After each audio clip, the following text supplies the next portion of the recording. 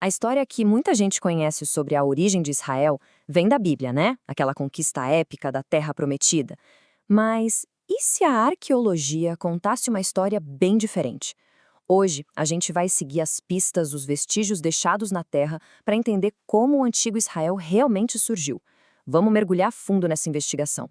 Essa é a grande pergunta, e a resposta, olha, não está só nos textos sagrados. Ela está mais para um quebra-cabeça histórico que os arqueólogos estão montando peça por peça. E as peças que eles encontram, bom, elas podem surpreender e até desafiar muito do que a gente pensava que sabia. E é aqui que a coisa fica interessante. De um lado, a gente tem a narrativa bíblica, uma conquista militar rápida, unificada.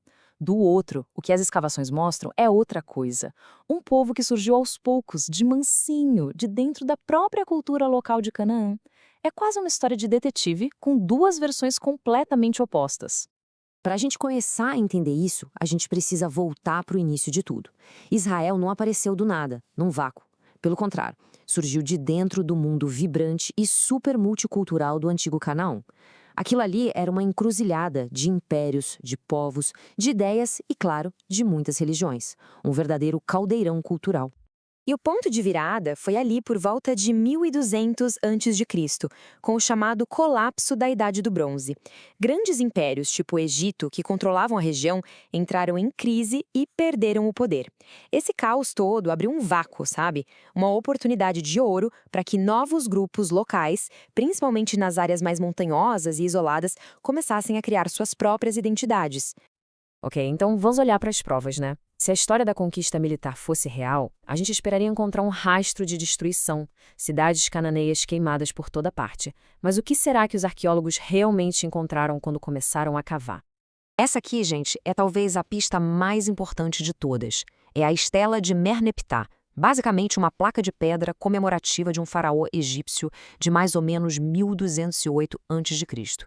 E nela, pela primeiríssima vez fora da Bíblia, aparece o nome Israel. E o mais importante, a inscrição não fala de Israel como uma cidade, mas como um povo, um grupo já estabelecido na região. E a frase é essa aí. O faraó Merneptah está se gabando das suas vitórias em Canaã e no meio dos inimigos derrotados ele cita Israel. O simples fato de um faraó se dar ao trabalho de mencionar esse povo já mostra que eles eram um grupo relevante por lá há mais de 3.200 anos, muito antes da época da suposta grande monarquia de Davi e Salomão.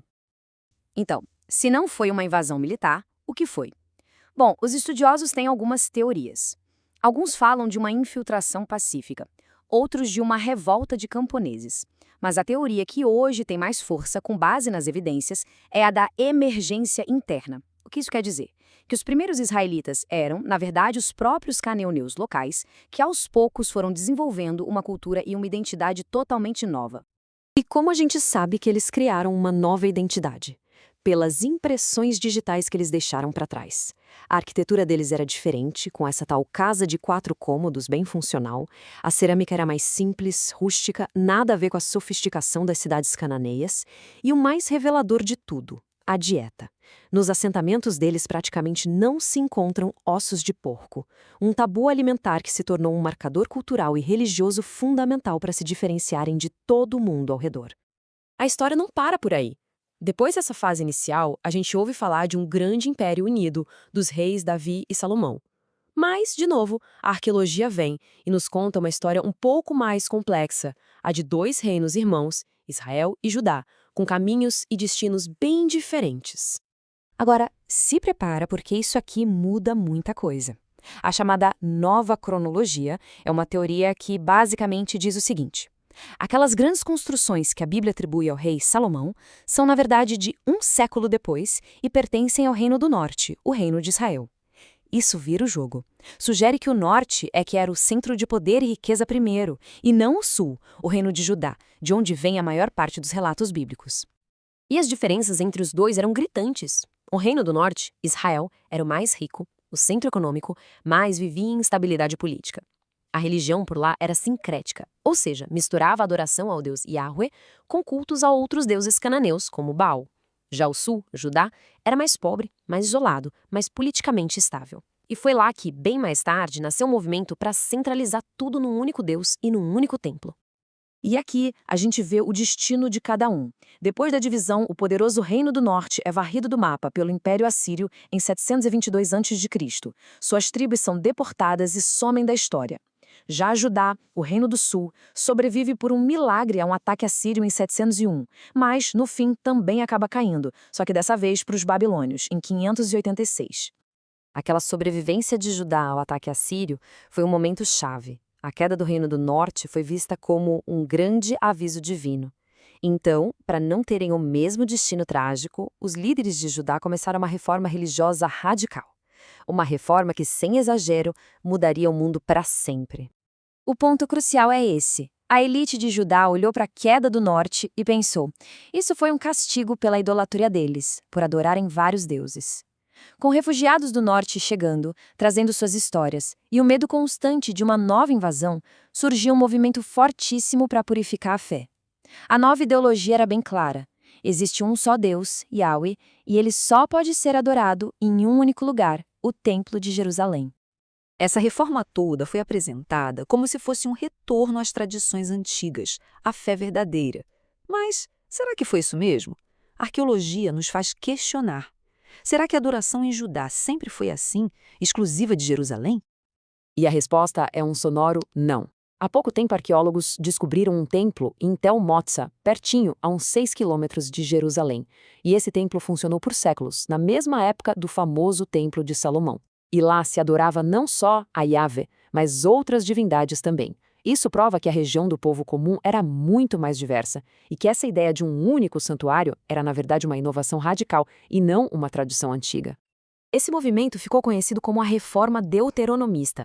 Foi, na prática, um projeto político e religioso para unificar o reino sob o poder do rei e dos sacerdotes de Jerusalém.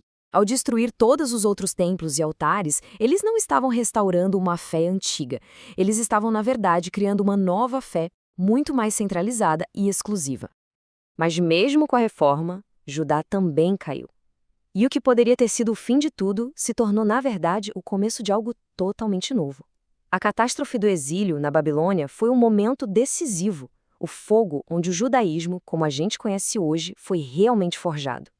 É bom guardar bem essa data, 586 a.C. O templo, o centro do universo religioso de Judá, virou pó, destruído pelos babilônios. A elite do reino foi levada como prisioneira. Foi uma crise existencial total. Como o Deus deles pôde ter permitido uma coisa dessas? A resposta que eles encontraram para essa crise foi simplesmente genial.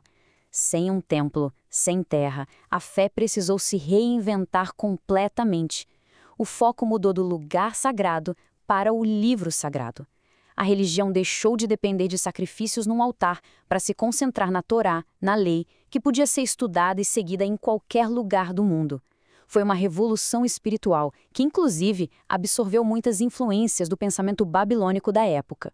No fim das contas, a verdadeira história da origem de Israel não é sobre uma conquista, mas sobre uma capacidade incrível de adaptação e reinvenção. É a história de um povo que nasceu da cultura cananeia, que criou uma identidade única nas montanhas, que viu seus reinos serem destruídos e que, da maior de todas as catástrofes, o exílio, encontrou a força para criar uma fé baseada num livro, uma fé portátil, capaz de sobreviver a qualquer império e de atravessar os milênios.